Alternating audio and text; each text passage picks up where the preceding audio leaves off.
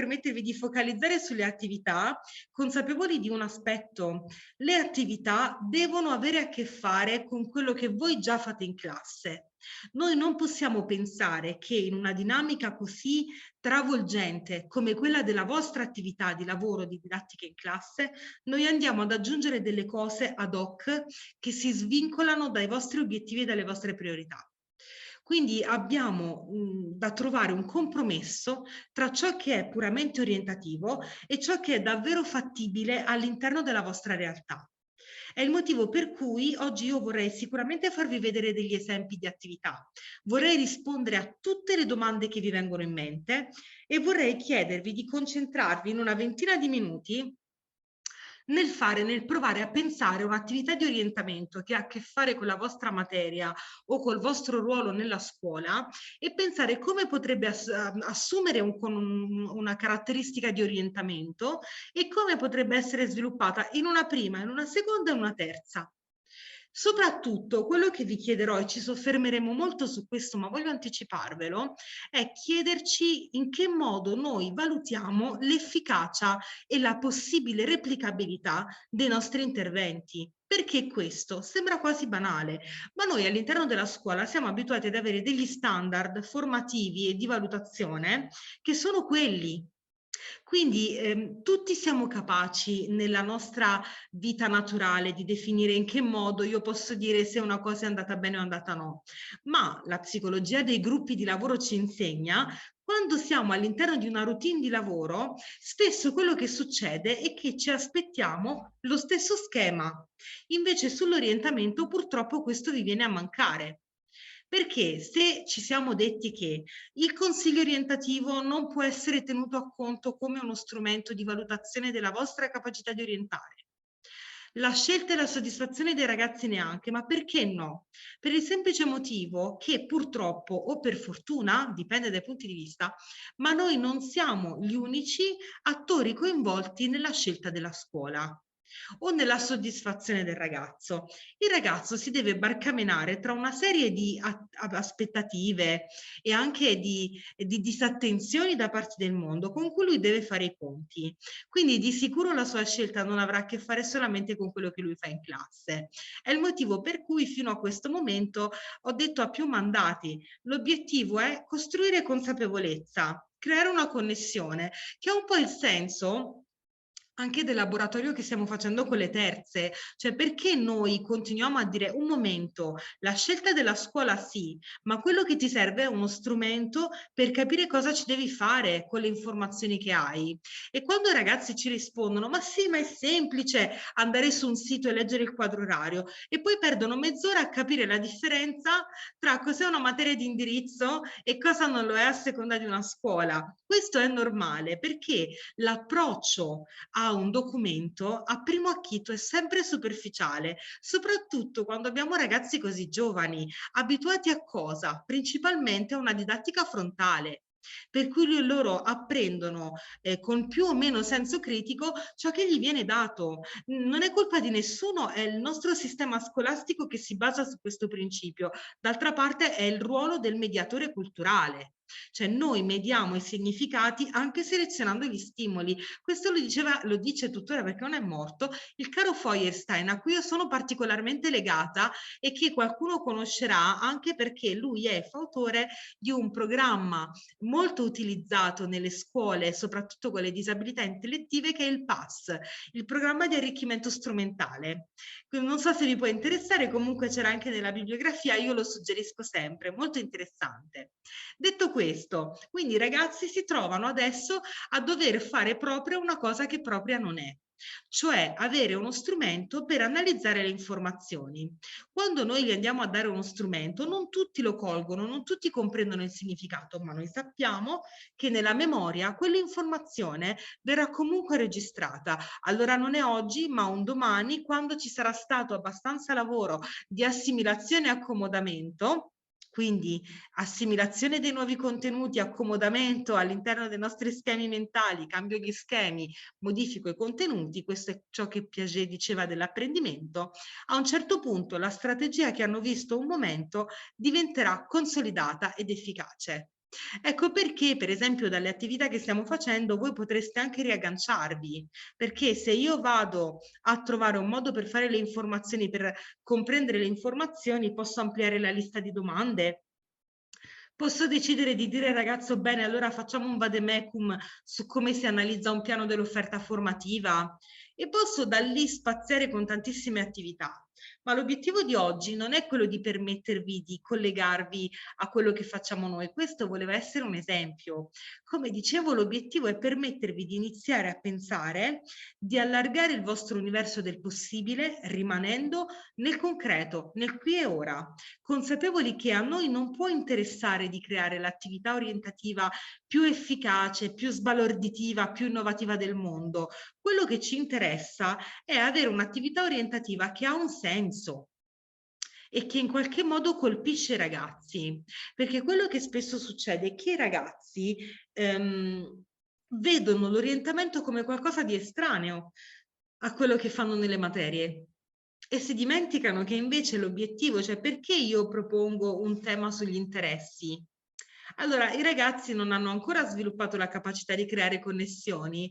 È chiaro che loro facciano fatica a dire, ah, ma quindi facendo questo tema io ho fatto anche scoperta del mio interesse, autonarrazione e conoscenza di me e quindi orientamento. Ci sta che loro non lo sappiano. È fondamentale che noi con il nostro ruolo di mediazione poniamo l'attenzione con una delle domande più banali. A che ti serve questo che hai fatto qua? Trova almeno 3 risposte a questa domanda. A cosa ti serve ciò che stai facendo qui con me? Perché noi possiamo parlare degli interessi solo perché tu ti devi esercitare a scrivere, ne possiamo parlare perché mi sono dimenticata la verifica a casa e quindi ti do il primo tema che mi passa nella mente, oppure ne possiamo parlare perché è importante che tu a 13 anni, 12, 11 anni impari a padroneggiare quello che riguarda te e a distinguerlo da quello che riguarda qualcun altro. Quindi un'altra attività interessante è chiedere ai ragazzi cosa dicono i tuoi genitori dei tuoi interessi, quali sono gli interessi che loro pensano che tu abbia e quali sono veri e quali no. E scopriamo tantissime cose perché i ragazzi in verità lo sanno che i genitori li conoscono solo in parte, come noi. Ognuno di noi ha una sfera personale. Questa mattina ho incontrato un ragazzo che mi ha detto una cosa che mi ha fatto proprio pensare alla sua lungimiranza. Mi ha detto: io ho scelto 2 scuole, una la dico, una non voglio condividerla. E questo vedo che le insegnanti del ragazzo si stanno illuminando e io penso che questo sia estremamente indicativo. Lui ha le idee molto chiare, ma dato che sa che le sue scelte non sempre sono socialmente accettate, sta apprendendo a differenziare tra la sfera personale e la sfera pubblica. Allora io posso tenere un'informazione anche per me, perché non voglio essere oggetto di giudizio sulla base di quello che penso di me per il mio futuro e per la mia vocazione. E questo è estremamente interessante. C'è uno strumento che voglio darvi, che lo trovate online, è gettonatissimo, si chiama Croce di Jari, scritto J-A-R-I. A cosa serve questo strumento? È un asse cartesiano con ovviamente con 4 aree. Un'area è l'area del pubblico, quindi quello che le persone sanno di me. Un'altra è l'area delle cose che sono intime, le cose che solamente io so di me. Poi c'è un'area delle cose da realizzare, le cose che ancora non mi appartengono ma desidero. E l'ultima area, che è interessante, le cose che ancora io non ho scoperto di me stesso. Chissà se i ragazzi si pongono questa cosa, cos'è che ancora non so di me, ancora non sono in grado di definire di me. Alcuni sì, altri meno. È chiaro che in terza media noi avremo una popolazione estremamente variegata. È come quando gli chiediamo ma quanti hanno già scelto della scuola? Ci sono, di solito nelle classi c'è un 10%, 20% che dice io ho già scelto, poi c'è una fettina che dice ambiguo tra 2 o 3 scuole, qualcuno che si azzarda a dire preferirei non parlarne e qualcuno che addirittura si astiene. Gli astenuti sono i più simpatici perché hanno capito che c'è bellissima capacità che è quella di evitare il problema fino all'ultimo. Non riconosco il problema fin quando non arriva l'ultimo giorno della possibilità di preiscrizione. Come dargli torto? La scelta della scuola si lega a tanto, forse neanche loro hanno ben compreso a quante dinamiche intrapsichiche e interpersonali si lega questa scelta della scuola. Ecco, quindi io andrei intanto a farvi vedere degli esempi. Vediamo come si condivide il mio schermo, si condivide così. Quindi, la volta scorsa ci eravamo lasciati così, con l'idea di pensare a delle attività per la prima, seconda e per la terza. Iniziare a pensare in che modo possiamo definire l'azione e come possiamo definire quegli aspetti che vanno a toccare, che andiamo a toccare con queste attività. Poi mi interessava, nel frattempo continuo ad ammettere persone. Allora, una cosa che era interessante dal mio punto di vista era riprendere questa suddivisione. Quando noi parliamo di attività di orientamento, banalmente è anche un'attività che mette l'attenzione dei ragazzi sul fatto che ci sono modi molto differenti di apprendere, quindi di sviluppare il proprio pensiero, e che la scuola punta principalmente al primo, naturalmente, perché è la cosa a cui noi più di tutte addestriamo i ragazzi, quindi a lavorare sulla connessione tra le informazioni. Però ci sono anche altri tipi di pensiero. Per esempio, i ragazzi raramente riflettono su cosa significa apprendere in modo pratico. È una cosa che ho introdotto nei laboratori, perché loro dicono, vabbè, ma se c'è pratica, basta che non si studia. Allora, quando noi andiamo a decomporre, a scomporre l'attività di studio pratico, scopriamo che è fatta veramente di tante cose, che brevemente sono lo studio teorico di quello che c'è da fare, l'osservazione, la discussione per chiarire i dubbi, la prova. Nella prova devo fare il monitoraggio di quello che sto facendo e poi devo fare il collaudo. E alla fine del collaudo devo essere in grado di estendere questo mio apprendimento a tutti i casi simili. Ora, raramente i ragazzi riflettono su questo e da quando ho inserito questa cosa ogni tanto qualche ragazzo mi dice ma io non sono più così sicuro di voler fare una scuola pratica e a me dispiace perché io non voglio spaventarli, ma l'obiettivo è aiutare i ragazzi a comprendere come si fa. Invia.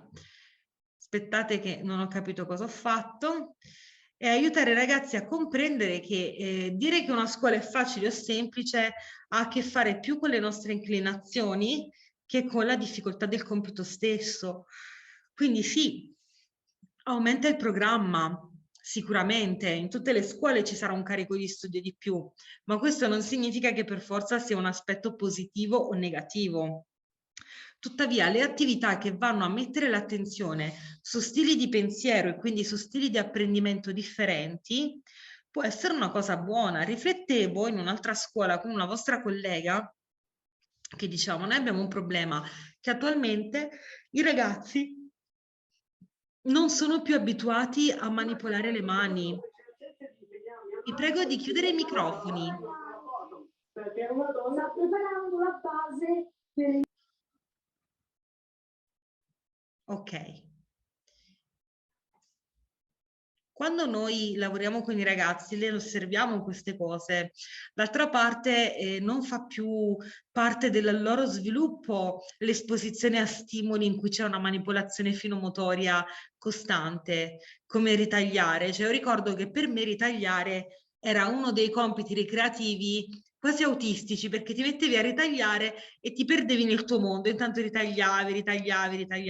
Però paradossalmente è come quando qualcuno lavora a maglia, apprende la motricità fine estraniandosi. Ora, adesso a scuola tutte queste attività stanno scomparendo, ma perché? Perché i ragazzi realmente non hanno più bisogno di intrattenersi con attività di finomotricità. Eppure la finomotricità è un apprendimento fondamentale nel mondo. Non esiste alcun lavoro che sia svincolato totalmente dall'uso della manipolazione fisica degli oggetti.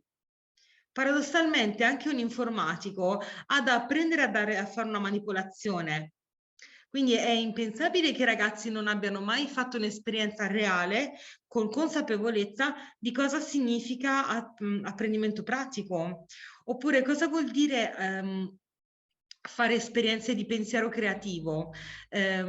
Prendiamo una semplice attività di orienteering, come può essere per esempio chiedere ai ragazzi di definire un itinerario per una gita scolastica di un giorno e motivare il perché preferirebbero visitare dei luoghi piuttosto che altri. Questo è sviluppare il pensiero creativo, l'immaginazione, dare intuizioni all'utilità di quello che stanno facendo e quindi andare a lavorare sulla scoperta delle novità, anche di come loro sono in una veste diversa organizzativa. Quindi questo mi sembrava importante ricordarvelo. Un altro aspetto su cui si può lavorare, questo in modo indifferentemente che sia una prima, una seconda, una terza, è lavorare sul quoziente emotivo, nel senso che manca spesso nei ragazzi un'alfabetizzazione al riconoscimento delle loro emozioni, in introspezione. Cioè un ragazzo che dice ho già scelto e poi non sa neanche come si struttura la scuola che ha scelto, è un ragazzo che ha fatto una bellissima operazione di annullamento delle sue emozioni negative rispetto all'orientamento alla scelta della scuola. Allora, imparare a dire ho già scelto perché in questo momento io non voglio avere paura e la paura che ho è legata a temere per esempio che sto fallendo, è qualcosa su cui i ragazzi hanno bisogno di lavorare e che non riguarda la presenza o meno di uno psicologo, nel senso che l'alfabetizzazione emotiva ci riguarda tutti come esseri umani. Non è che noi chiediamo ai ragazzi di parlare delle loro emozioni per introspezione, per lavorarci. Noi chiediamo ai ragazzi di apprendere a parlare anche delle loro emozioni e a collegare questo vissuto a quelli che sono i loro pensieri, i loro comportamenti. Bene. Quindi, alcune attività, scuola primaria non ci interessa. Nella secondaria di primo grado, le attività di orientamento che più di tutte vanno alla maggiore sono organizzate per macro aree. Le macro aree sono quelle che vedete qui. E dentro c'è di tutto. Parlare di definizione di sé, vi invito a vedere, a provare a immaginare, anzi prendetevi 5 minuti per provare a immaginare in che modo queste macro aree possono collegarsi alle discipline scolastiche. E vi prendete questi 5 minuti e provate a dirmi, qualcuno di voi che se la sente di parlare, so che siamo in post pranzo, anche io sto sbadigliando da una mattinata abbastanza impegnativa, ma proviamo a sintonizzarci in questo modo.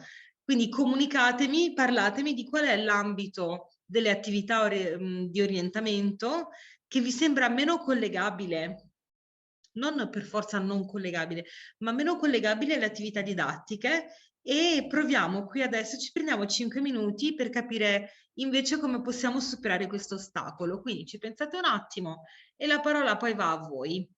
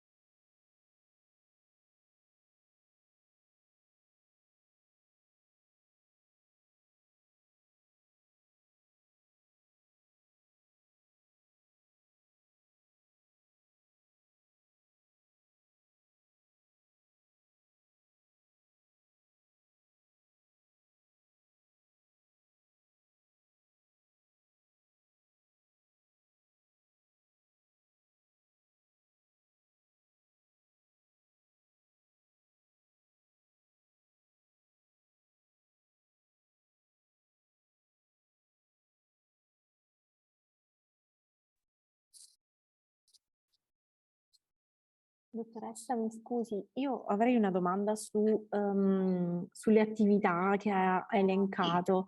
Io non ho capito bene che cos'è l'analisi del piano di realtà.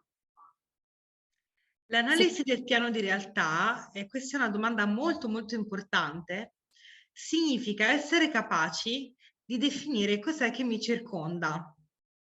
Quando i ragazzi, per esempio, collegano direttamente la formazione, l'istruzione al mondo del lavoro, stanno commettendo un bias, un errore nell'analisi del piano di realtà. Perché noi sappiamo fondamentalmente che una connessione diretta tra mondo del lavoro e mondo della formazione è rara ed è spesso dettata principalmente, oltre che dalla formazione, ma anche da fattori molto personali, come la capacità di autoimprenditoria, per esempio. Quando i ragazzi legano molto i loro desiderata sul mondo delle professioni a ciò che vedono dagli YouTuber piuttosto che da qualche serie Netflix, commettono un bias nell'informazione, nell'elaborazione della realtà. Un errore. Perché a conti fatti, se voi ci pensate, la cinematografia mostra spesso uno spaccato di realtà surrealistico o culturalmente diverso da noi. Molti dei nostri telefilm si basano attualmente sulla cultura americana, nordamericana, che è una cultura differente dalla nostra, o su una cultura adesso scandinava che va tanto, che è anche estremamente diversa. Allora, quello, quando i ragazzi lavorano su quello, hanno bisogno di comprendere che non è proprio così. Quanti ragazzi vogliono fare i criminologi e si dimenticano che non esiste il lavoro del criminologo in Italia? In nessun modo esiste. A fare i criminologi chi lo fa? Lo fanno sociologi che diventano esperti di crimine, psicologi che diventano esperti di crimine, poliziotti, carabinieri, forze dell'ordine che... Ti chiedo di chiudere il microfono. Ok.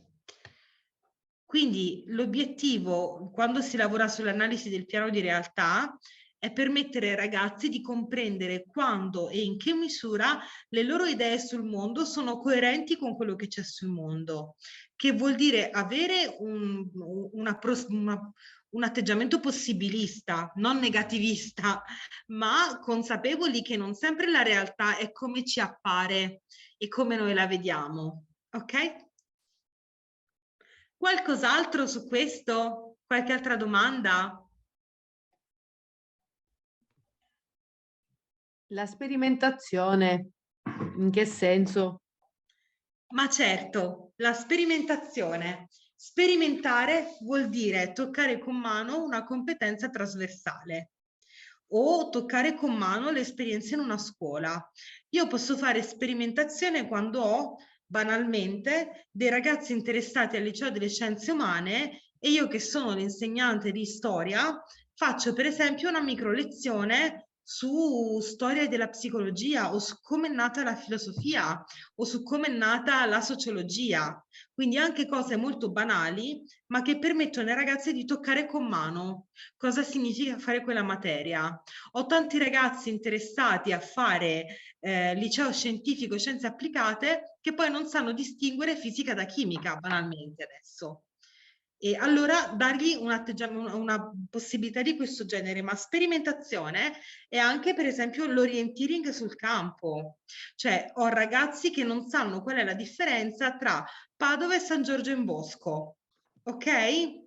Come facciamo a colmare questa distanza?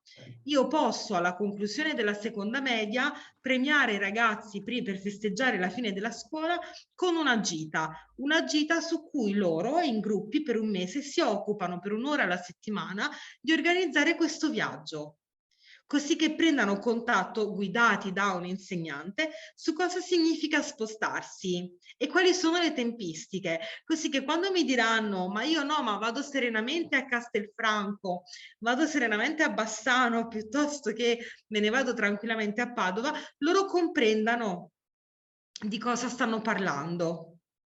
Penso che questo sia un ottimo esempio di sperimentazione sul campo. Grazie, chiaro. Qualcun altro?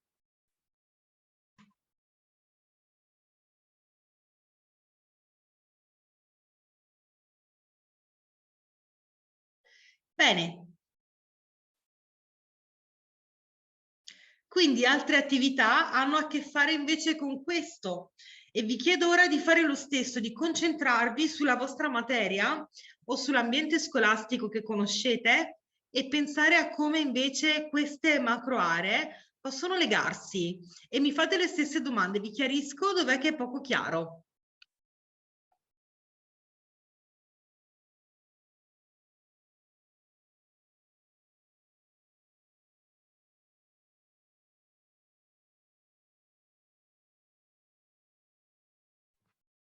Portare avanti più piani di vita in parallelo.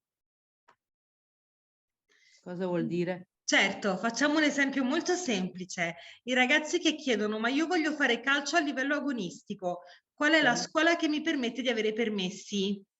Ah, ok. Tutte le scuole danno i permessi, ma non significa che non vengono conteggiate le ore di assenza. Come faccio io a gestire il fatto che io ho un obiettivo che è quello di fare il conservatorio, lo sport, un'attività che mi piace tanto, oppure so che la mia famiglia è molto impegnata in una cosa, io voglio prendere parte e devo fare in modo di conciliarlo con quello che andrò a fare a scuola. Per esempio, i ragazzi a volte si confrontano, soprattutto nello sportello, con un orologio da compilare con il tempo che loro ci impiegano a fare le attività durante il giorno, per capire quindi che prospetto hanno, di quanto credi che aumenterà il tuo impegno scolastico e il tuo spostamento e le attività ricreative, cosa non vuoi perdere, perché vuoi continuare e come puoi conciliare le due cose. Mi viene sempre in mente un ragazzo che conobbi a Spinea qualche anno fa, che mi disse, forse ve l'avevo già detto, ma mi viene sempre in mente che sceglieva una scuola che aveva un orario molto semplice perché lui desiderava continuare a suonare, non mi ricordo che strumento, e per lui andare al conservatorio era più importante di qualsiasi altra cosa. Quindi non gli interessava tanto il tipo di scuola, lui voleva, era anche bravino a scuola, ma lui voleva continuare a suonare. Quindi ha scelto una scuola per cui si alzava prestissimo la mattina per essere già a Venezia, perché per lui arrivare al conservatorio a Venezia in orario, dritto da scuola, era fondamentale. Lui, per esempio, ha lavorato sul portare avanti più piani di vita, ma anche lavorare in questo senso è chiarire con i ragazzi che cosa vuol dire se sbaglio scuola mi sono rovinato la vita. Quindi non esiste il piano B, c'è solo il catastrofismo. Cioè, com'è possibile che una scelta ti rovina l'esistenza? Razionalizzare anche con i ragazzi su questo. Per esempio, nella letteratura ci sono tantissimi romanzi di formazione che parlano di persone che si sono dovute reinventare dopo una scelta che è stata catastrofica. Con i ragazzi si può anche lavorare con l'immedesimazione. Qualcos'altro?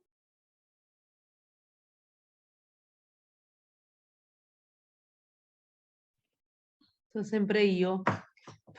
Potenziare le competenze di narrazione. Certo.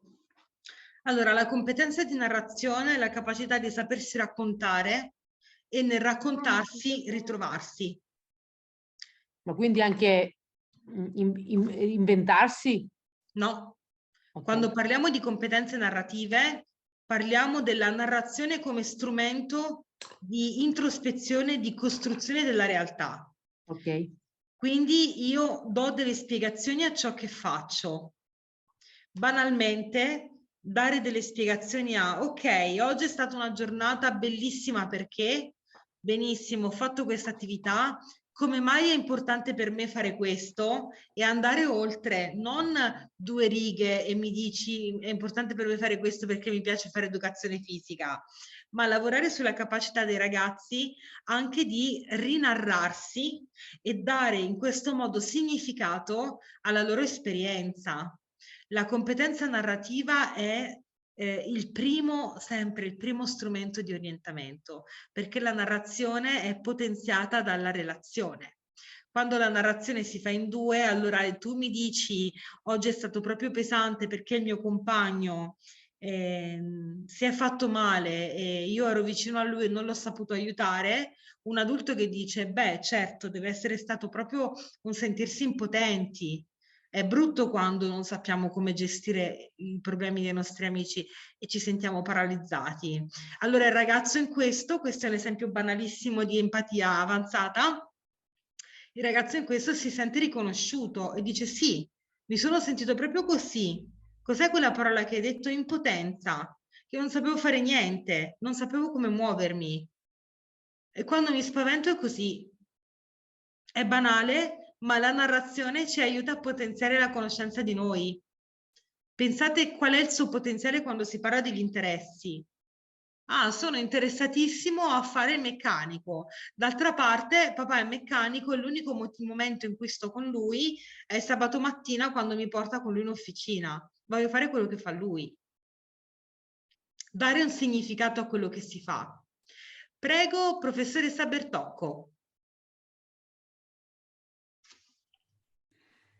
Sì, io buonasera a tutti intanto e grazie sempre. Pensavo alle numerose ragazze di cultura non, così, non occidentale che ci sono nelle nostre scuole e che io non so, negli ultimi anni vedo sempre più evidenti per il fatto che hanno un po' enfatizzato anche la loro differenza rispetto diciamo, a quello che definiamo, tra virgolette, più occidentale nel vestirsi, nell'atteggiarsi, eccetera.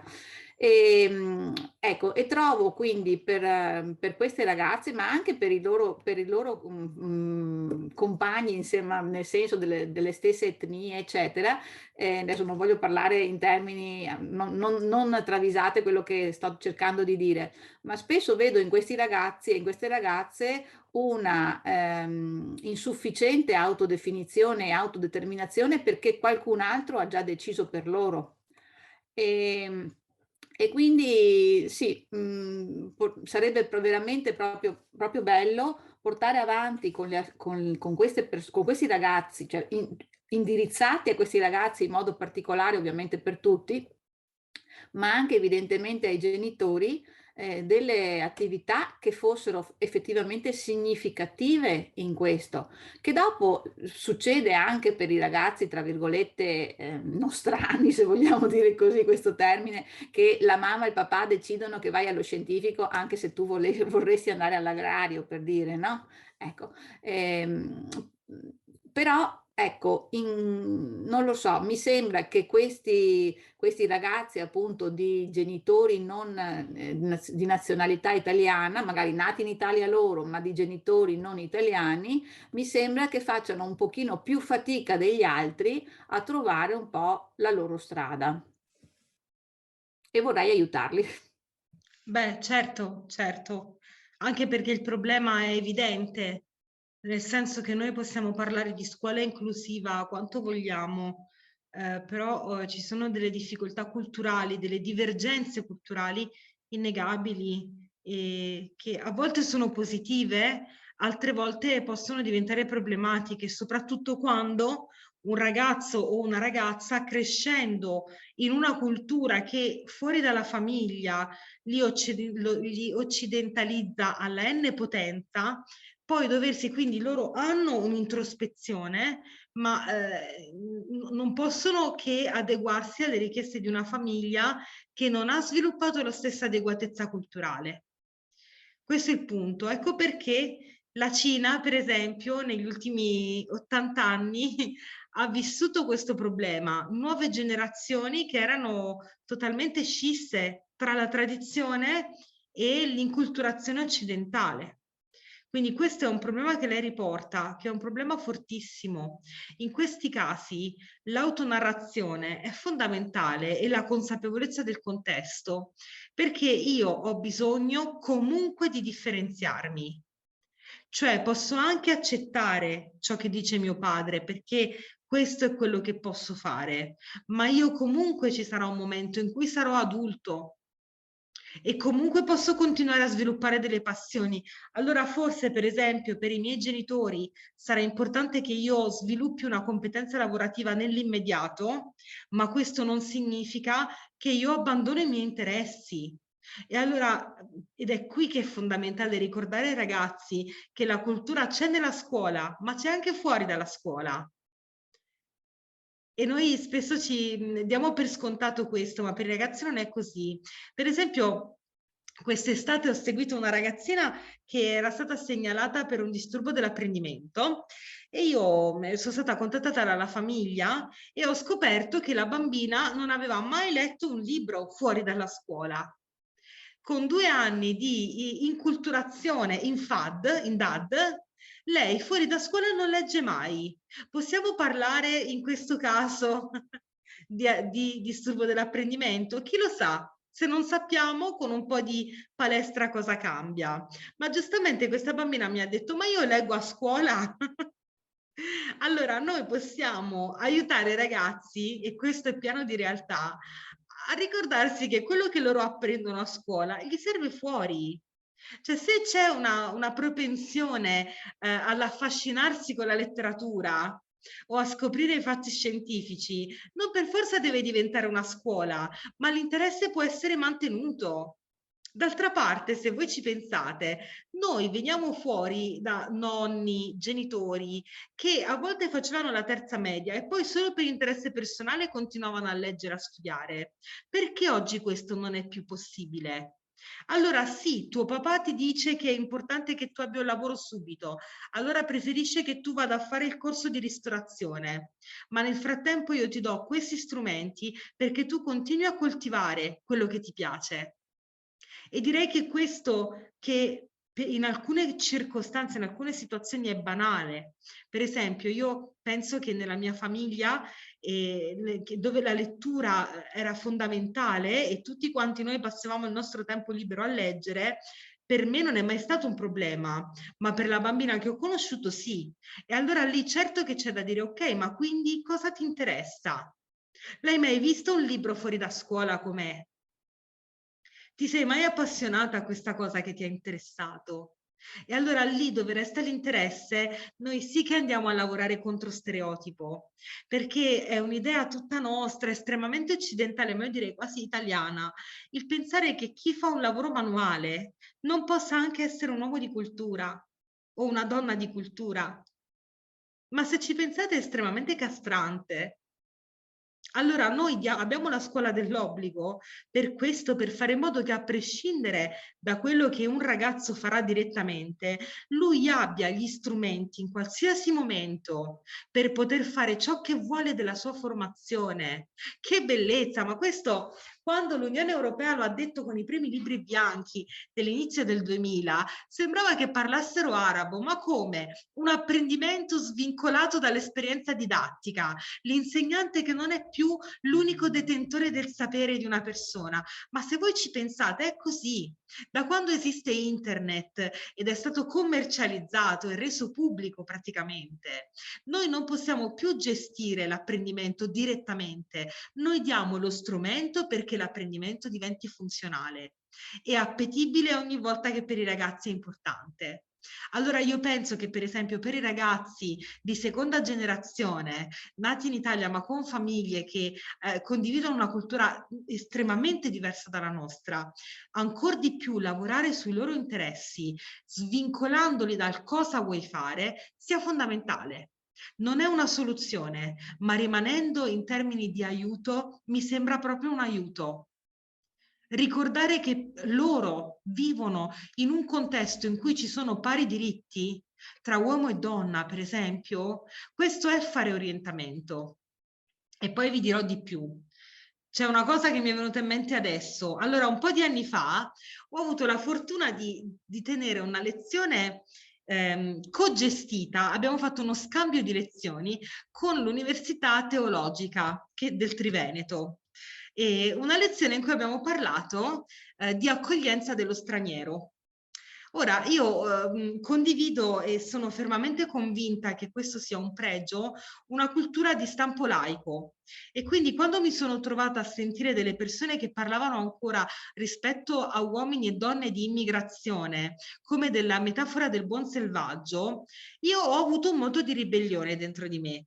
Quindi ho preparato una lezione che andasse a destrutturare tutto quello che era stato condiviso. Allora, sono andata in internet e mi sembra che sul sito di Save the Children ci sia ancora questo collegamento, ma anche di alcune università. Comunque online c'è un gioco di simulazione di vita reale. Voi dovete scegliere che protagonista essere. Sono tutti protagonisti immigrati e dovete vivere la loro esistenza. Ogni volta che superate uno step, vengono fuori delle pillole di realtà.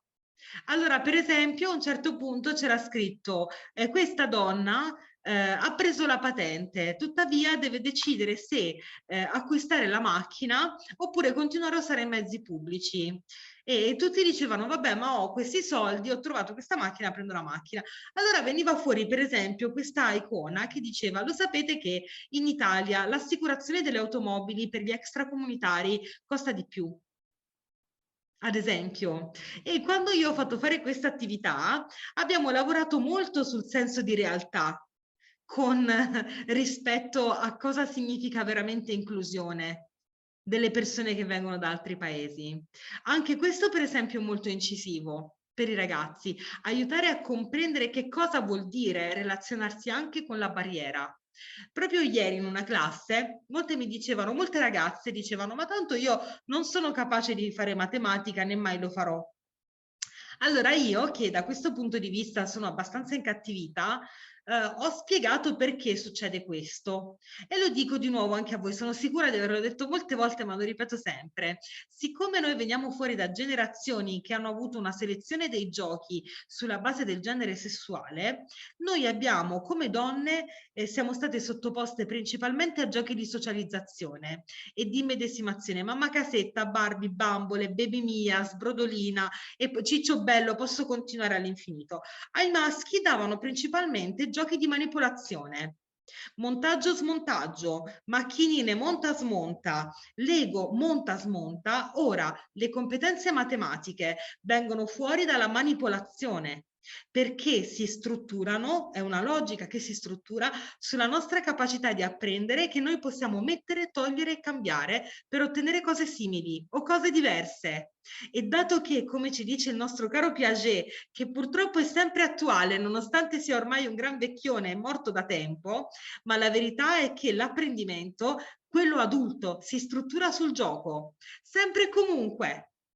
Quindi noi siamo vittime di uno stereotipo non perché siamo come donne, e dico noi perché adesso le persone che ho davanti sono tutte donne, perché abbiamo una mente diversa. La mente è biologicamente identica alla nascita. È che siamo sottoposti a stimoli diversi, quindi quando arriviamo alle elementari le nostre bambine hanno già un'esperienza in meno e ai maschi cosa rimproveriamo? Che loro non sono capaci di parlare di emozioni, non sono capaci di essere comunicativi. D'altra parte la fanno questa esperienza quando ormai sono grandi. Ecco come abbiamo avuto generazioni e generazioni di psicologhe donne, assistenti sociali donne, insegnanti donne e generazioni di matematici, ingegneri, meccanici, tutti uomini. Quindi credo che lavorare sugli stereotipi in questo senso sia fondamentale in qualsiasi contesto, anche quando parliamo di immigrazione. Mi dispiace, so che io mi dilungo sempre tanto, ma colgo i vostri stimoli e credo che siano fondamentali. Rispetto a questa slide, c'erano altre richieste di specificazione o vado avanti?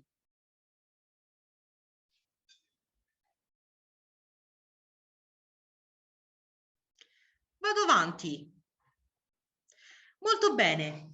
Quindi adesso vi prendete un quarto d'ora per pensare a un'attività che ha a che fare con la vostra didattica relativa alla prima media, che deve avere a che fare con orientamento. Qui ci sono degli esempi. Io resto qui silente, disponibile a dare chiarificazioni. Non dovete seguire per forza questi. Dovete però pensare a cosa voi siete nella possibilità concreta di realizzare davvero. E vi chiedo, piccolo obiettivo e piccolo strumento di monitoraggio, ovvero in che modo definisco concretamente se ho ottenuto o no un risultato. Vi faccio un esempio.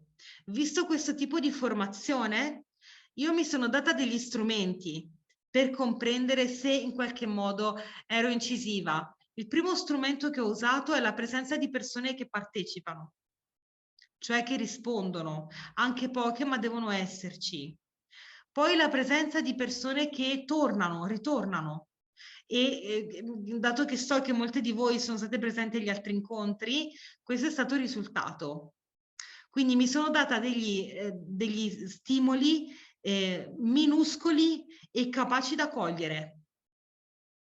Potrei continuare con gli stimoli che mi sono data io, ma vorrei che voi provaste a chiedervi bene, decido di utilizzare la mia ora di didattica per un'attività di orientamento, come valuto se è stata in qualche modo efficace? Prego a voi un quarto d'ora da adesso. E ovviamente se avete domande chiedetemi.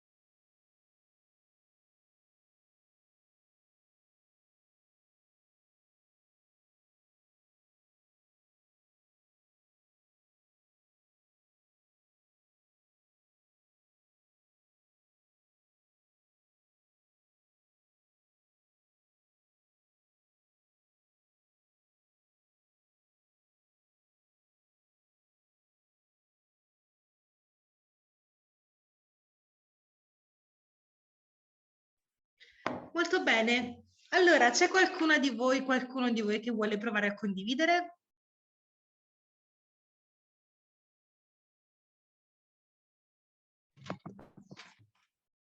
Ma, per quanto riguarda la prima, per letteratura, io di solito faccio vedere due film che possono scardinare in un certo senso lo stereotipo, sarebbe Sognando Beckham e Billy Elliot.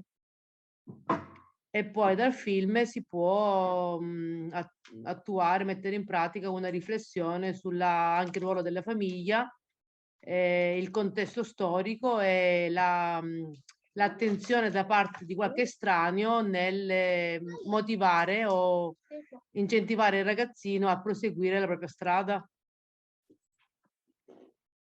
Quindi mi viene in mente letteratura oltre ai brani, ma veramente una visione di film per, come dire, far vedere realmente cosa possa... Cioè, con il film rimane impresso, a parte che sono Sì, divertenti entrambi, no? Nel senso sono due film certo. molto belli. Come lo facciamo diventare orientativo, per esempio? Orientativo quindi deve avere a che fare anche con una consapevolezza chiara del perché mi è utile. Come possiamo farlo diventare? Perché l'idea è fantastica. Ma a me è capitato, per esempio, di una ragazzina che ha una passione per il calcio, ma nella sua famiglia è stata vietato anche vedere le partite, per dire, quindi non solo andare a fare l'attività sportiva, quindi andare in una squadra femminile, ma addirittura vedere le partite di calcio, cioè calcio, si spegne la televisione. Quindi è veramente opprimente una... sì, come si può fare, cioè riflettere far riflettere il ragazzino che potrebbe diventare il motore guida del proprio percorso, insomma, e parlare anche con i genitori, visto che il ragazzino magari può soffrire così tanto come queste mie alunne che adesso è andata in un'altra scuola. Certo. Beh, immagino.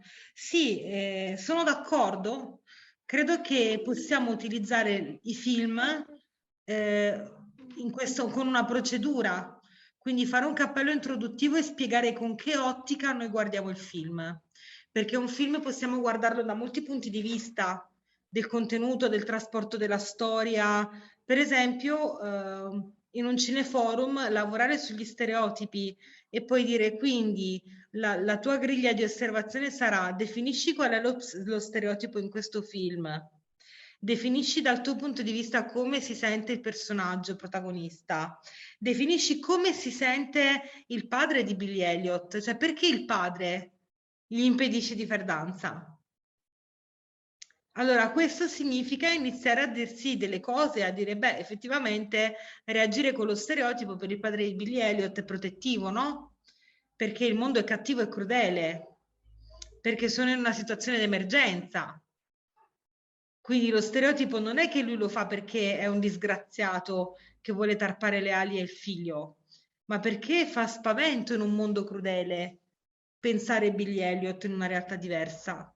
Perché mentre il mondo di Billy Elliot è fatto di insegnanti di danza che vengono da Londra, il padre di Billy Elliot non è mai andato fuori dalla provincia e l'unico obiettivo della sua vita è lottare per il proletariato.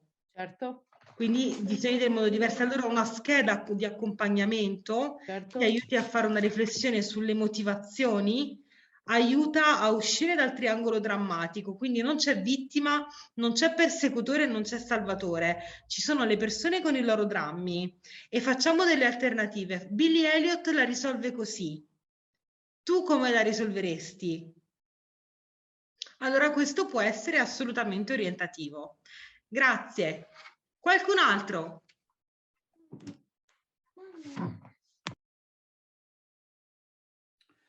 Beh, per quanto riguarda la mia esperienza, io in prima media, diciamo che per quanto riguarda le scienze, è una classe nella quale si presta moltissimo il fatto di fare laboratori abbastanza appunto sono più facilmente realizzabili rispetto a quelli delle altre classi, anche se poi si possono fare anche nelle altre classi, però l'occasione di andare in laboratorio di scienze è più frequente e questo ha una valenza impressionante su tante abilità e competenze, da quella appunto di toccare con mano, misurare, fare una verifica tra un'ipotesi che si era fatta e poi la realizzazione effettiva dell'esperimento.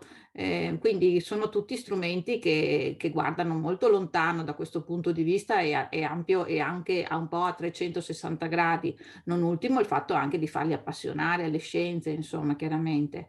Di solito lo strumento, diciamo che la prima valutazione sta nel fatto che vorrebbero essere sempre in laboratorio di scienze, perché chiaramente è un momento anche meno strutturato e quindi si sentono anche più liberi. Infatti io oggi, per esempio, che ho fatto 3 laboratori di scienze, sono qui col torcicollo e col mal di testa, per dire, però so che a loro insomma piace tanto, ecco, quindi questo è già un primo feedback. E poi naturalmente però c'è per esempio il fatto di fare una relazione di scienze, che è un documento strutturato, nel quale per esempio la difficoltà più grande che hanno loro è quella di scrivere le conclusioni, ecco. E anche, voglio dire, un'altra cosa che ha una valenza orientativa in tutti e 3 gli anni, per esempio, è farli avvicinare all'uso degli strumenti informatici per fare un lavoro tipo appunto adesso dico, penso a Cogle per fare una mappa, piuttosto che il foglio elettronico per imparare alcune semplici formule, calcola la media, fai una sommatoria, fai un grafico di questi dati, ecco, raccogli i dati ecco. Quindi trovo che tutti questi strumenti abbiano una valenza molto forte, naturalmente perlomeno nel decidere sì, mi piacciono le cosiddette STEM oppure no, io e le STEM andiamo da un'altra parte, insomma, per esempio. Anche se in realtà proposte così di solito ci si rende conto che sono degli strumenti potenti di lettura della realtà. Quello che faccio un pochino fatica, ecco, dopo un'altra cosa che io ho l'abitudine di fare, che però non riesco a distinguere tra narrazione, tra propria identità e attività di esplorazione del proprio sé.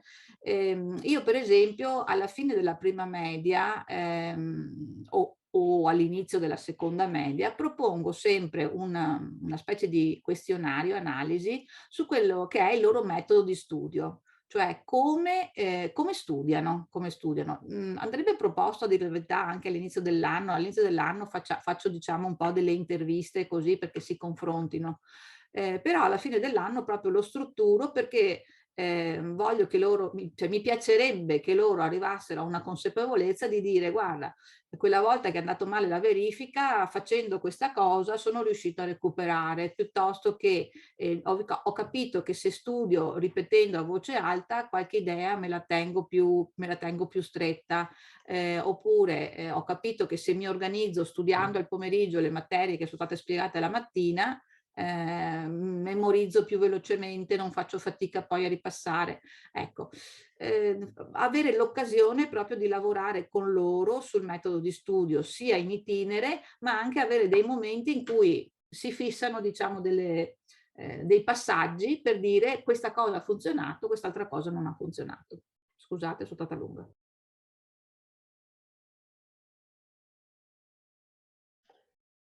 Sono pienamente d'accordo. Mi viene in mente per esempio che un'attività che si può legare a questo è: mi piace questa materia, sì, no? Mi piace sì quando, mi piace no quando.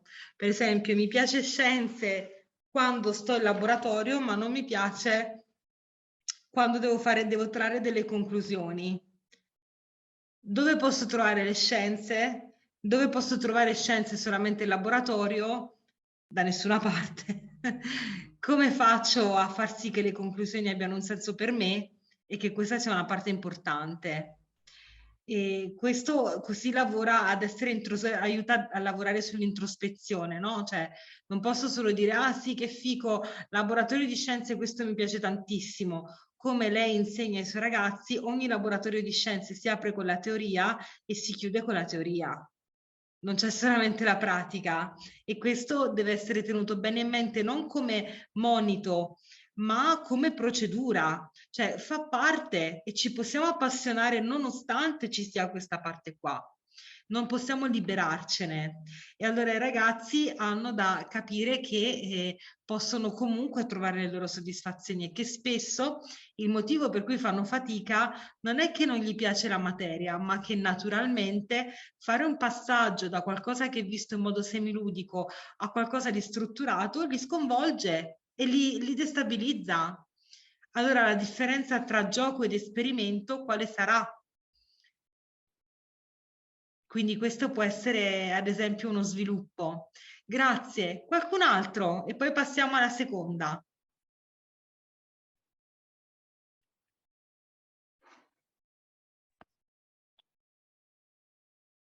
Pensavo che facendo poesia, facendo il testo poetico, in prima, quando lo si può collegare anche a, a un aspetto più rappresentativo, insomma, per esempio citando e presentando i calligrammi, si potrebbe proporre una rappresentazione di sé, scegliendo un momento in cui amano immaginarsi, una situazione in cui amano immaginarsi, che possano disegnarla e che poi venga raccontata, narrata, prima in forma insomma di prosa, cioè un po' raccontata, e che poi selezionino e trasformino alcune frasi, le facciano diventare dei versi che vadano appunto a completare, a realizzare il calligramma. Potrebbe essere qualcosa per dire qualcosa di sé.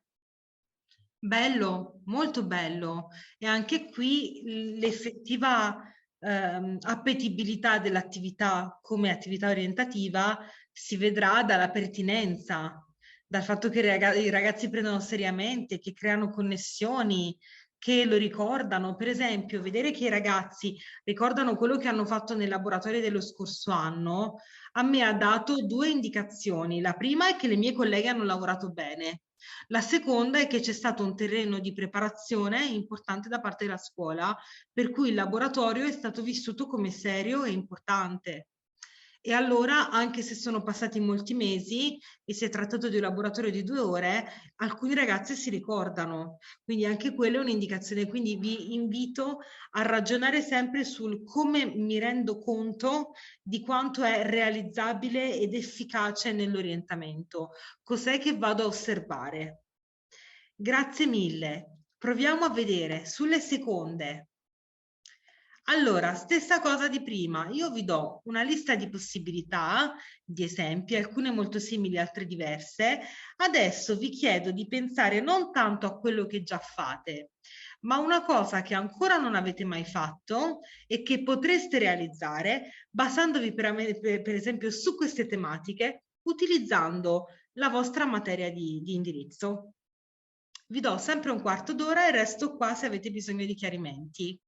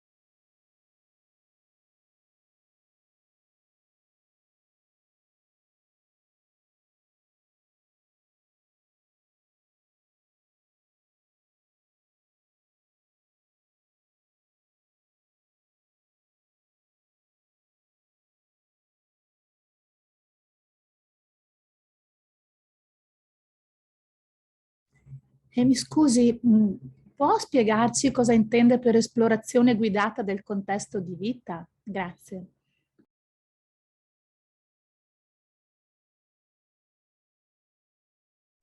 Non riuscivo più ad accedere al mio microfono. Certo che sì. Un attimo che ci sono.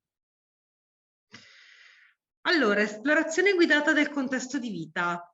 Per esempio, tutte le attività che hanno a che fare con la conoscenza del contesto direttamente, guidata perché c'è la vostra mediazione, tutte le attività che mettono i ragazzi in contatto con la realtà scolastica e lavorativa del territorio, e tutte le attività che permettono ai ragazzi di essere protagonisti di tutto questo. Quindi ha un po' a che fare con quello che ci dicevamo anche prima della conoscenza diretta del contesto e della sperimentazione di questo. Quindi rientrano le attività di orienteering, di conoscenza dei valori culturali del territorio, anche di conoscenza dei settori maggiormente di investimento economico del territorio.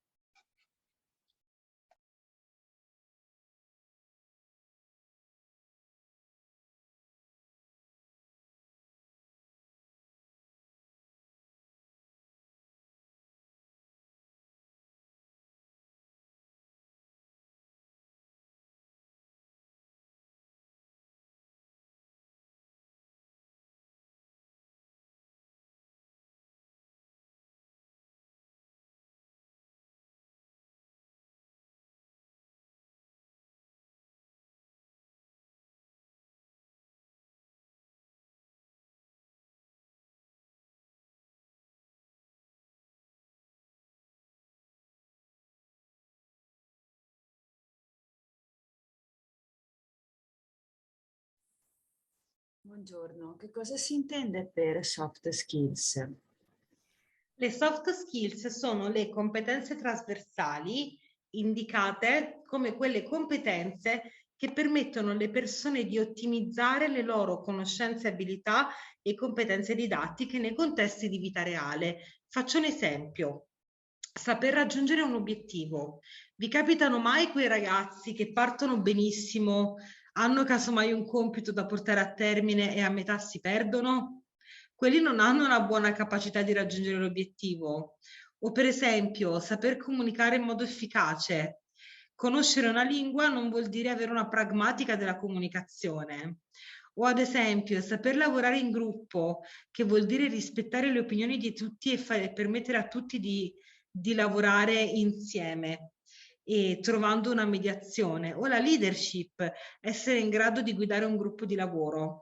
Tutto questo è fondamentale, anche perché, come si vede anche dalla ricerca degli ultimi anni delle agenzie di indagine sul lavoro, sia nazionali che internazionali, ciò che si vede è che a parità di curriculum vengono selezionate le persone sulla base delle soft skills, come il problem solving, l'organizzazione, la capacità comunicativa. Sono tutte capacità che a conti fatti rendono una persona più appetibile di un'altra in un contesto. Si apprendono lungo tutto l'arco della vita e si valutano principalmente attraverso comportamenti. Ok? Sì, grazie. Per un approfondimento sulle soft skills, io vi invito ad andare sul sito di Alma Laurea. Se andate su Alma Laurea, digitate proprio su Google soft skills, vi verrà fuori un questionario che vi invito a fare per valutare la vostra capacità nelle soft skills e farvi un'idea di cosa sono.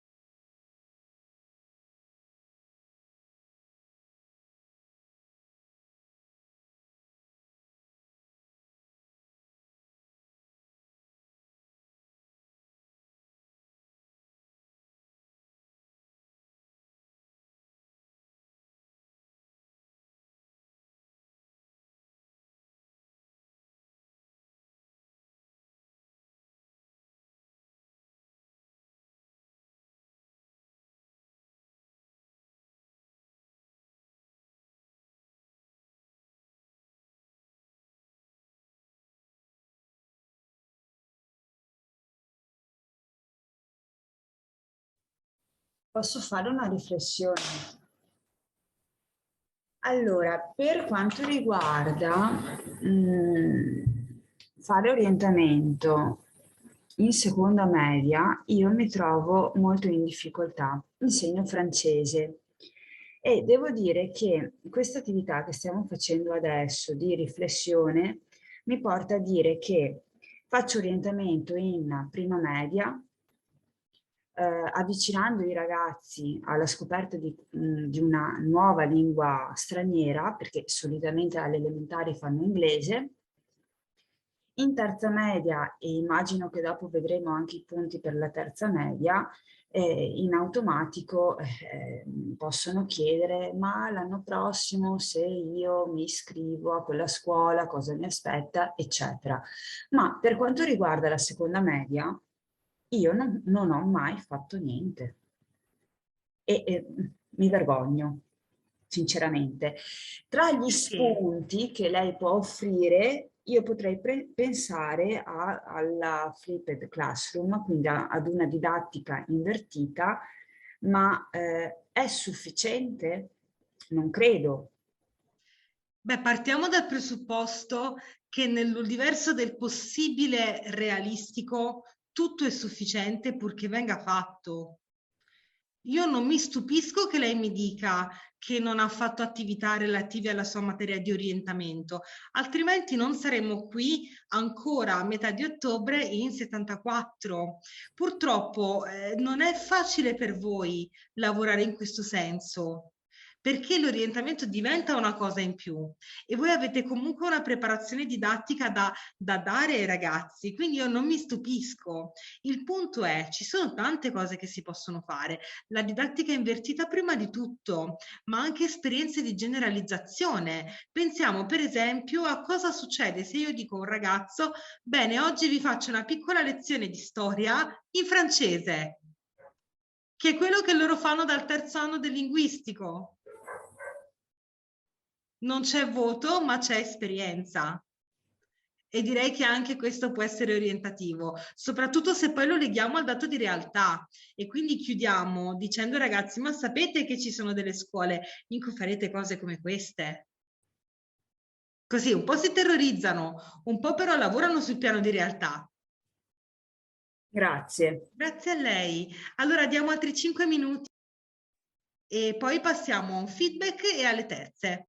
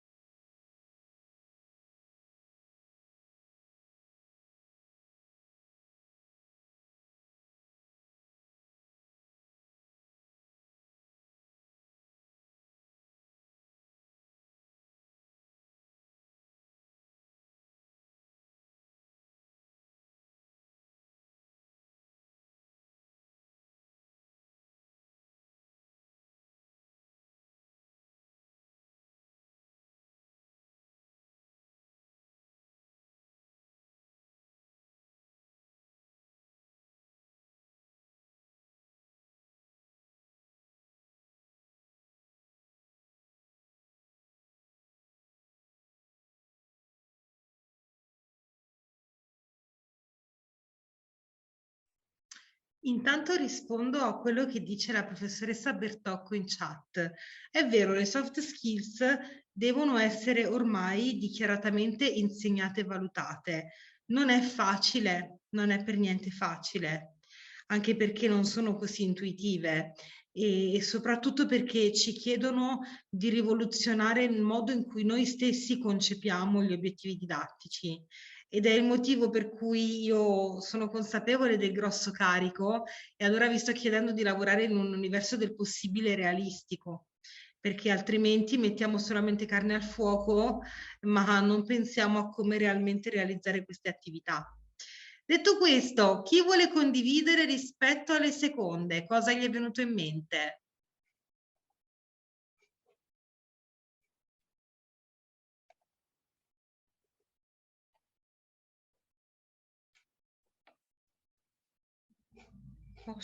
Posso dire cosa è venuto in mente a me.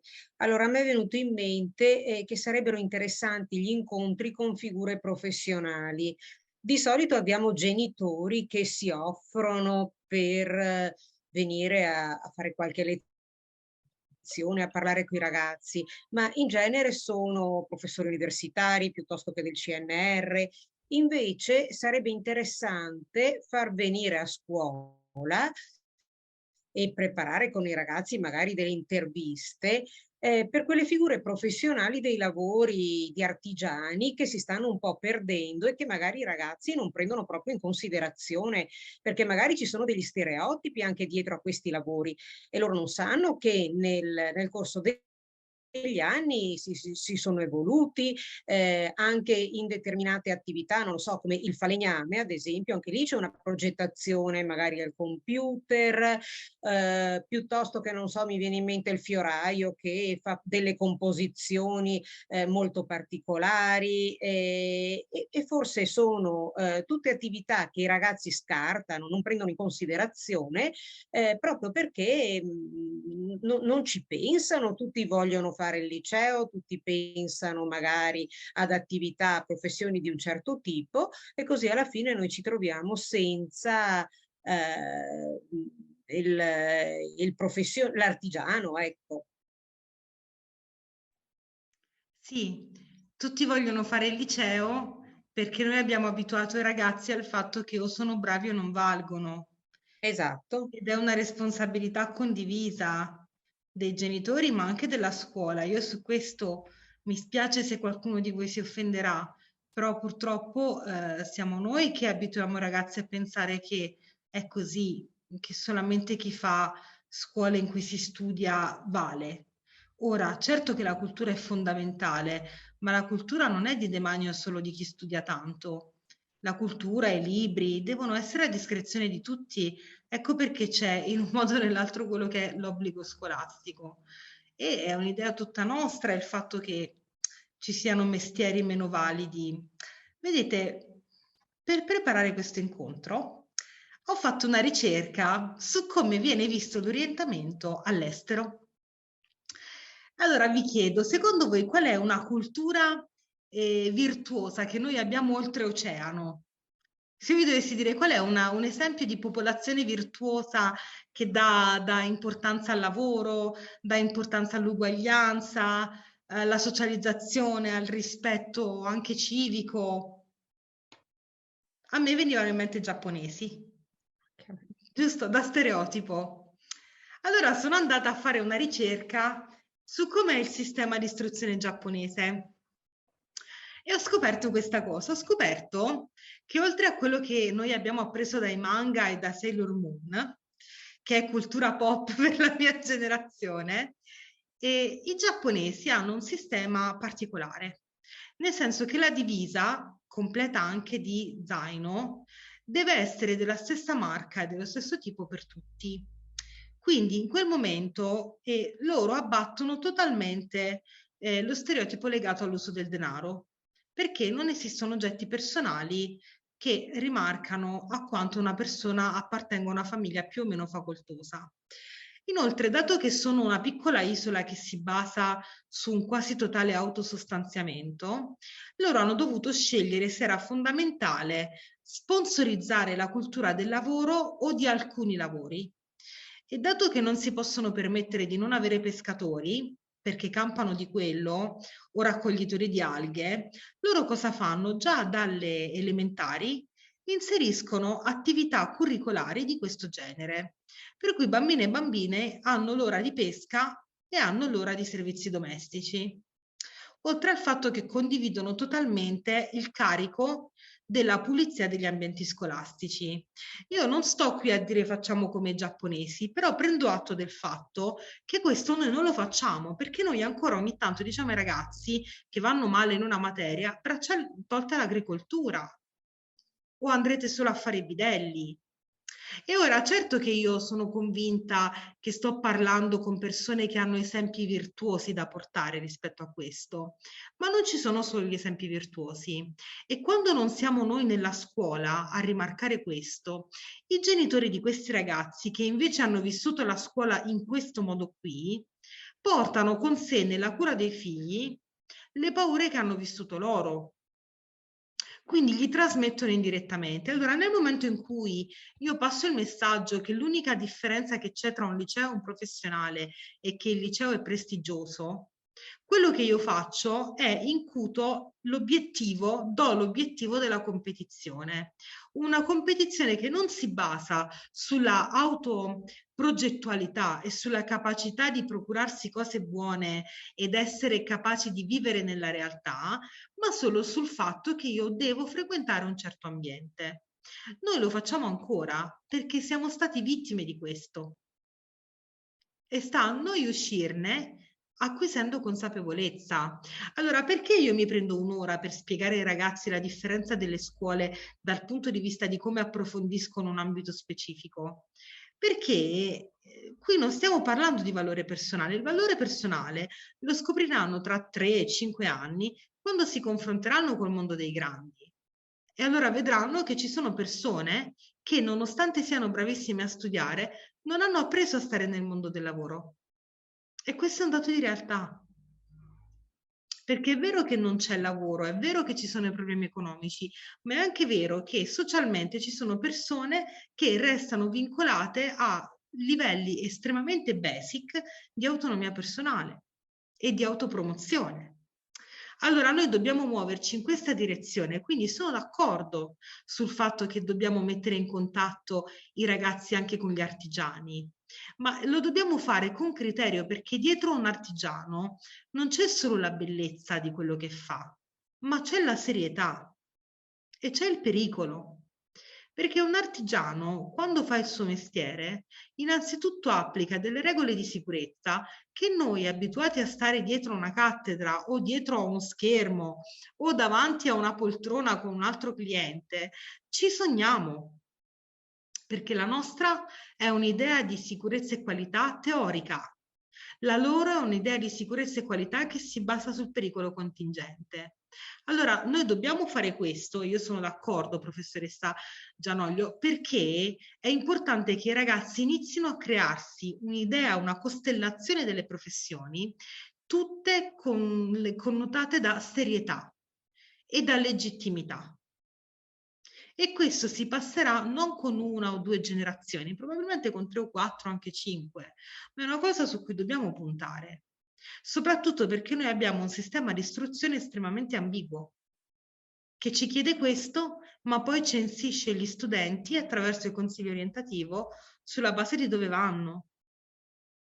Quindi siamo nella totale ambiguità, vittime delle numerosissime riforme del sistema scolastico, metà delle quali non erano quelle richieste o quelle esigenti, ma noi poi stiamo con i ragazzi. Ecco perché sono pienamente d'accordo. Perdonatemi la polemica, ma ci concediamo anche un po' questa ogni tanto. C'era qualcun altro che voleva condividere sulle seconde? Posso intervenire anch'io? Sì. Scusate, non accendo lo schermo perché ho una connessione un po' ballerina. Allora, noi facciamo nella nostra scuola gli incontri con i genitori che sono fruttuosi, sono interessanti, però spesso vedo da parte dei ragazzi la resistenza a far venire i propri genitori se per esempio i propri genitori fanno un lavoro cosiddetto non qualificante dal punto di vista così del del modo di sentire di cui lei ha parlato a lungo.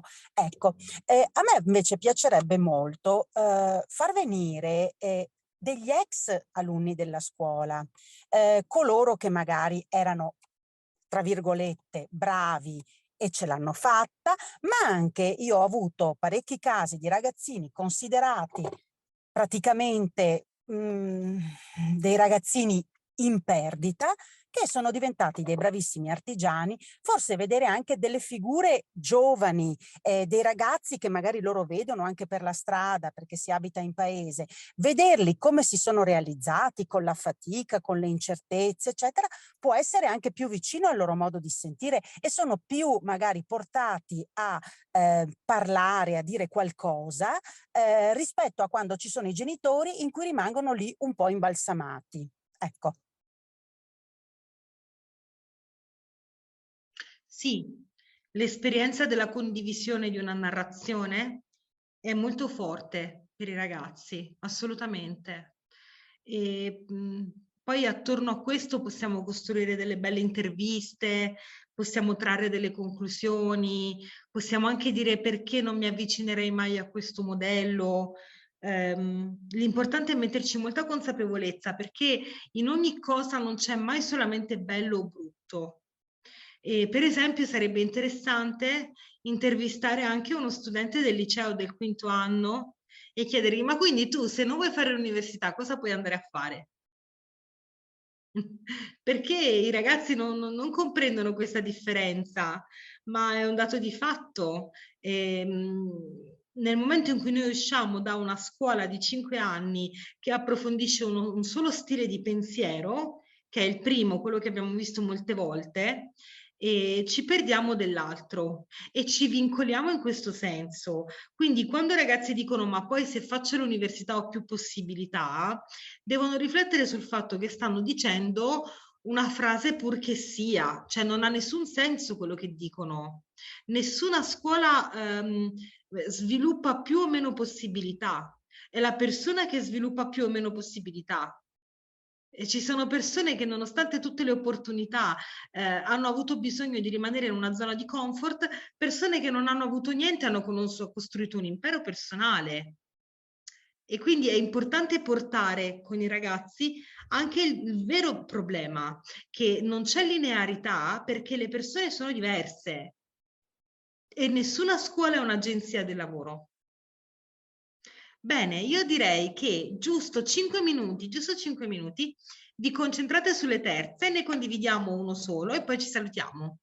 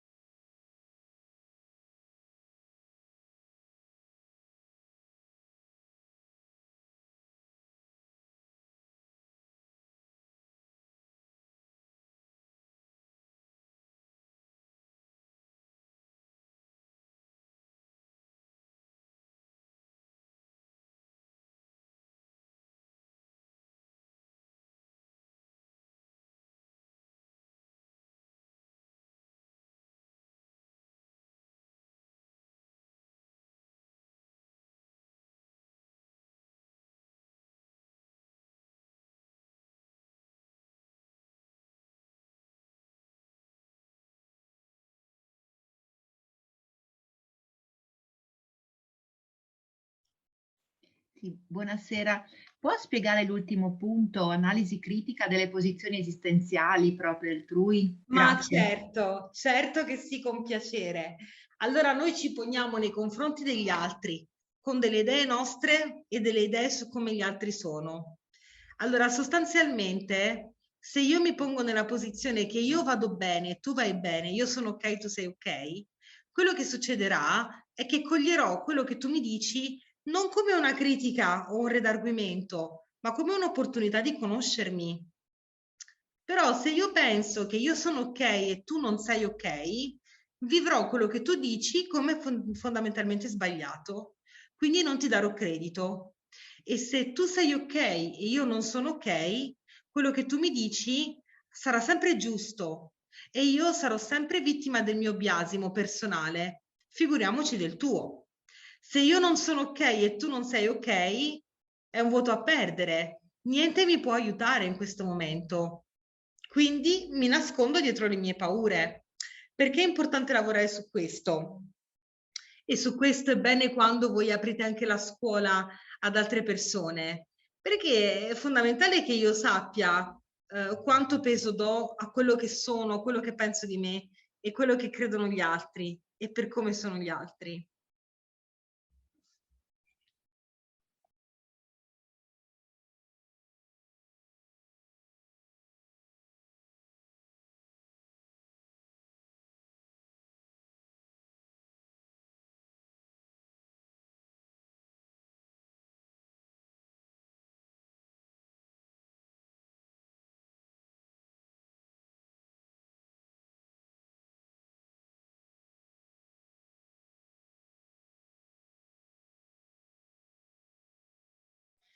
Bene, c'è qualcuno che vuole condividere?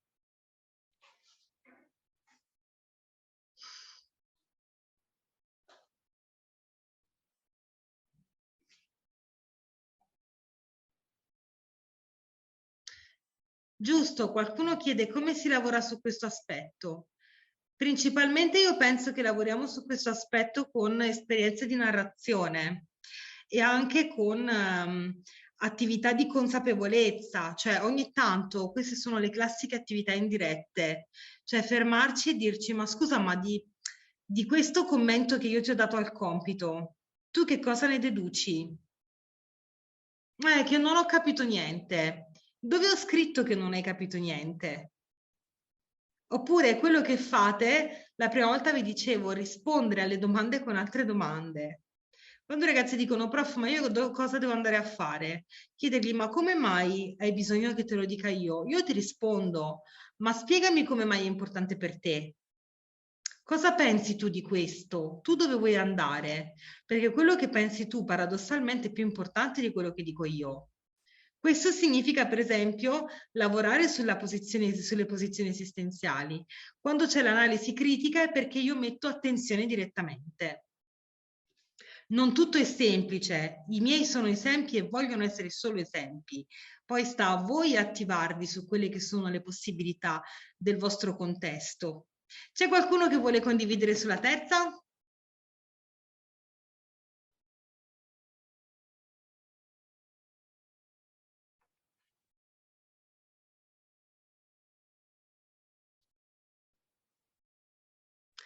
Bene, per esempio, allora una condivisione la faccio io. Un'attività interessante è quella di permettere ai ragazzi di fare una progettazione loro delle attività di orientamento di cui hanno bisogno. Cioè, di cosa hai bisogno tu per capire di a che scuola vuoi andare? Analisi dei bisogni, che è il terzo punto. Anzi, quinto punto, no, sì, terzo punto. Cioè, tu studente, a parte le cose cui io ti propongo di partecipare, esattamente, di cosa hai bisogno? Parlane con i tuoi compagni, lavoro di classe, facciamo una proposta, quanto è realizzabile. Penso che questo sia il punto fondamentale, portare i ragazzi dopo la prima fase di ottobre con gli sportelli, con i laboratori, a dire ok, cosa manca? Non tutti lo sapranno, ma verranno fuori delle idee molto belle. Bene, allora ci restano 5 minuti. Vorrei sapere se ci sono delle curiosità a cui posso provare a dare delle risposte.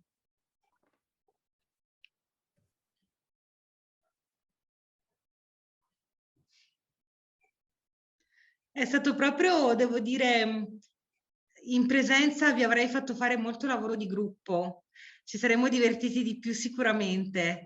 E io soffro molto di questa modalità a distanza, ma apprezzo veramente tanto la vostra cooperazione e collaborazione.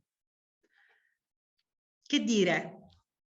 Dai, fatemi una domanda, una curiosità, una cosa che non ho toccato, una critica. Qualcuno l'altra volta ha detto l'incontro non è stato così entusiasmante come le altre volte.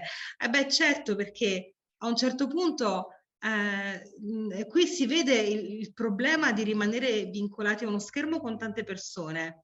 Il formatore, l'insegnante non può sempre essere accattivante. Ed è il motivo per cui ho deciso che tutto questo per me è un modo per ricordarmi che si può anche non essere perfetti, no? Che è quello che poi trasmettiamo ai ragazzi. L'obiettivo non è la scelta vincente, ma è la scelta che risponde ai tuoi bisogni di quel momento. E se sbagli, lo dicevo a qualcuno la prima volta, questo non compromette l'intera tua esistenza. Come state? Stanche, morte, sfiancate. Se posso dire la mia, allora, le domande che abbiamo posto stanno a indicare che molti di noi sentivano veramente il bisogno invece di questo confronto e anche proprio di avere un accompagnamento sui vari passaggi del percorso che facciamo fare ai ragazzi, ma che magari non abbiamo più fatto noi, insomma, ecco. Quindi io la ringrazio tantissimo perché sinceramente a me serve veramente tanto il fatto di avere qualcuno che riordina le idee, che ci dà, diciamo, degli strumenti anche operativi, ma allo stesso tempo anche che ci permette di vedere che c'è dell'altro. E questo corso, secondo me, ha dato questa occasione. Adesso non è per piaggeria o per fare la sviolinata, però ripeto, dalle domande che sono state poste, io oggettivamente, se fossi lei, mi direi c'era gente che aveva bisogno di... È vero che questo strumento della conferenza online è un pochino estraniante e forse tiene un pochino lontane le persone, però devo dire anche la verità che ci sono state anche tantissime persone, per esempio, che hanno tenuto sempre, adesso al di là dei problemi di connessione, ma che hanno tenuto sempre anche la telecamera accesa. Cioè, anche questi sono piccoli feedback che ci dicono che ci vogliamo essere e che ci interessava fare questa cosa. Poi, sinceramente, un'altra cosa che trovo che sia molto utile, il fatto di collocarlo in una sezione dell'anno scolastico iniziale e proprio anche con un pacchetto ben definito, perché per tanti questa cosa qui aveva una sua appetibilità, cioè non è indifferente anche come si organizzano a livello di orari, a livello di periodi, insomma, perché le cose adesso, al di là del fatto che l'orientamento si faccia in questo periodo, però sinceramente secondo me i corsi di formazione dati in pacchetti strutturati all'inizio dell'anno sinceramente diventano anche più appetibili e magari qualcuno riesce anche di più a usarlo durante l'anno scolastico. Sono d'accordo e ringrazio per questo feedback, perché certo ognuno di noi ha i suoi criteri, ma il confronto, come sempre, crea struttura. Vi dico che il mio obiettivo per l'anno prossimo è quello di proporre, se ci sarà opportunità, delle attività di supervisione. Per cui sì, possiamo farci degli aggiornamenti, tutto quello che vogliamo è sempre utile, ma trovare dei momenti in cui noi ci confrontiamo anche per scuola su come muoverci, non solo nelle attività orientative, ma anche nella risoluzione di problemi pratici. E questo penso che sia l'evoluzione di tutto quello che stiamo facendo insieme da un po' di tempo. Nel frattempo io voglio proprio ringraziarvi. È stata per me un'esperienza veramente bella questa, a prescindere da tutto, e ho visto tantissima ricchezza, sono molto sincera in questo. Quindi grazie a tutte, buon anno scolastico ormai iniziato e spero di vedervi ancora nelle scuole, chissà ci saranno altre occasioni. Grazie veramente. Grazie veramente a lei. Grazie. Grazie mille. Grazie a lei.